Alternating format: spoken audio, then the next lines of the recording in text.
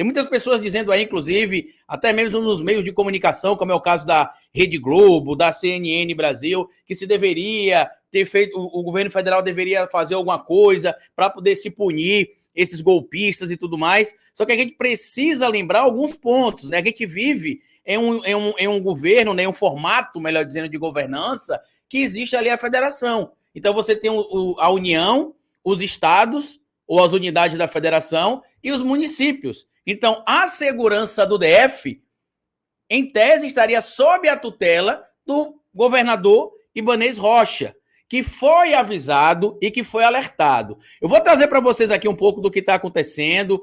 Muita gente está comparando com o Capitólio, que o Capitólio foi assim também. Eu acho que a gente pode até usar como parâmetro, mas comparar, eu não sei se seria, pelo menos comparar ipsilíteres ali o que aconteceu com o Capitólio com o que está acontecendo agora, eu não sei se seria o mais adequado, porque no Capitólio foi no dia da nomeação do Biden, né? No dia da diplomação do Biden, inclusive o vice-presidente, o Mike Pence, também estava lá no dia, e aí se teve ali uma situação completamente diferente do que aconteceu no Brasil, por exemplo, mais especificamente agora em Brasília. Se teve uma polícia, né, um grupo de segurança pública ali, impedindo a entrada desses manifestantes, diferente do que aconteceu em Brasília, onde se está acontecendo neste momento, um aleniense policial tirando foto com golpistas, né, achando que está...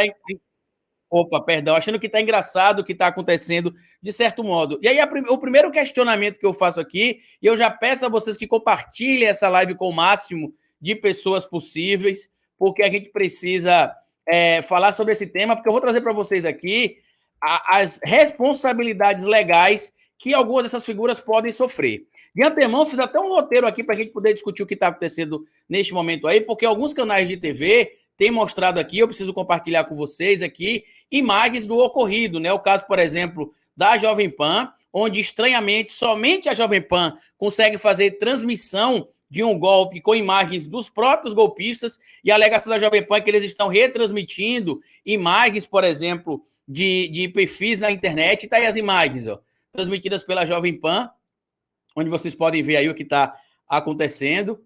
As imagens aí transmitidas pela emissora do Tutinha, né? Que, inclusive, uma das coisas que se tende a acontecer é a cassação da concessão da Jovem Pan, porque não se pode utilizar um meio de comunicação para atacar a democracia e o Estado democrático de direito. Lembrem vocês que a Jovem Pan é uma empresa privada, mas a concessão é uma concessão pública, e a gente vai falar muito mais sobre isso aqui, vai falar sobre outras coisas também. Eu peço a vocês aí que compartilhem esse vídeo com o máximo de pessoas, deixem um like aí, agradecer ao Jefferson que chegou aqui para acompanhar o nosso trabalho, agradecer aqui também a Cassi Neves. Muito obrigado por estar aqui acompanhando o nosso trabalho. E como bem disse a Cássia aí, o governo já sabia dessas manifestações com uma semana de antecedência. E o que foi que o novo ministro da Justiça fez?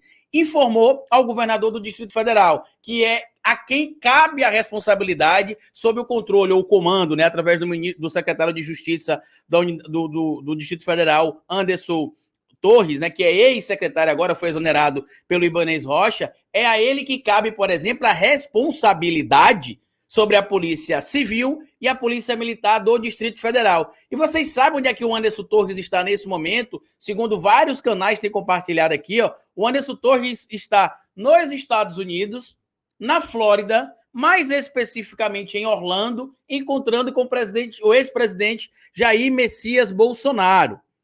Eu já vim alertando aqui, inclusive, há um certo tempo, e quem segue meu trabalho aqui na internet sabe, né? Eu sou Carlito Neto, historiador, cientista político. Muitos de vocês não me conhecem, talvez aqui no Folha Democrata, porque eu apareço muito pouco aqui, mas eu sou o idealizador desse canal. Eu tenho outro canal no YouTube chamado O Historiador, que conta com quase 500 mil de seguidores. E lá nesse canal eu faço análises políticas, eu faço análises jurídicas também, porque eu estudo direito, e faço análises históricas, né? Eu sou formado em História, especializado em Ciência Política e estudo direito. E já tem alguns meses que a gente vem alertando lá, por exemplo, lá no Folha no Historiador, que os governadores que não tinham ainda feito nada para tirar os manifestantes da porta dos quartéis do Exército ou das praças públicas, né, que eram ali de responsabilidade dos municípios e dos estados, poderiam estar incorrendo em crime de responsabilidade. O próprio Ibanez Rocha, ele só exonerou o Anderson Torres porque ele foi orientado a fazer isso sob o risco de incorrer em crime de responsabilidade,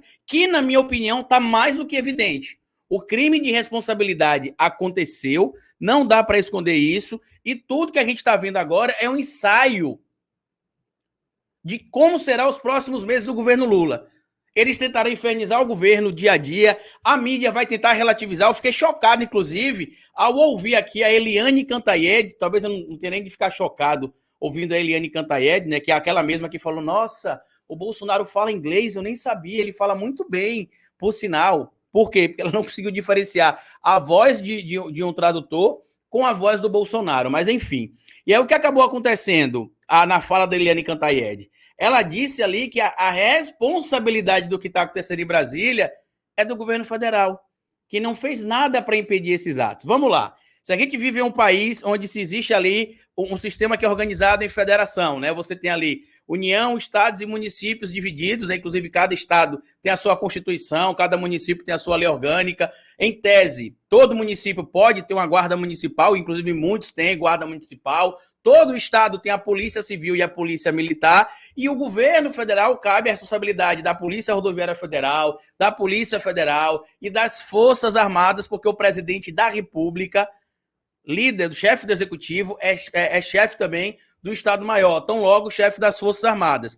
Então, como a gente vive nesse regime de federação, o presidente da República, o ministro da Justiça, não pode atropelar a autoridade do Distrito Federal. O que ele fez foi o seguinte, anotou tudo o que estava acontecendo e falou, olha, Ibanez, olha, Anderson Torres, existe aqui as informações que estão vindo pessoas para o Brasil, que existem pessoas para o Brasil, existem pessoas que estão vindo para Brasília, perdão, para poder fazer a cobertura do que está acontecendo agora, e tudo isso vai gerar um tumulto. Manda aqui reforço, porque a gente vai precisar de reforço. Então, qual que seria essa cobertura, né, que eles têm feito aí? A cobertura não feita pelos bolsonaristas, né, só para fazer essa correção. A cobertura que, em tese, deveria ter sido feita pela polícia do Distrito Federal. Impedir que o patrimônio público fosse depedrado. Se invadiu o Congresso Nacional, que inclui ali o Senado e a Câmara dos Deputados, se invadiu o STF, e a gente tem que saber se não destruíram, por exemplo, processos, porque a gente sabe que tem muitos processos que são já digitalizados, mas tem processos que não estão digitalizados ainda, então a gente precisa saber a que nível, né, se todos os processos que estão lá estão digitalizados ou não, se teve processo afetado ou não.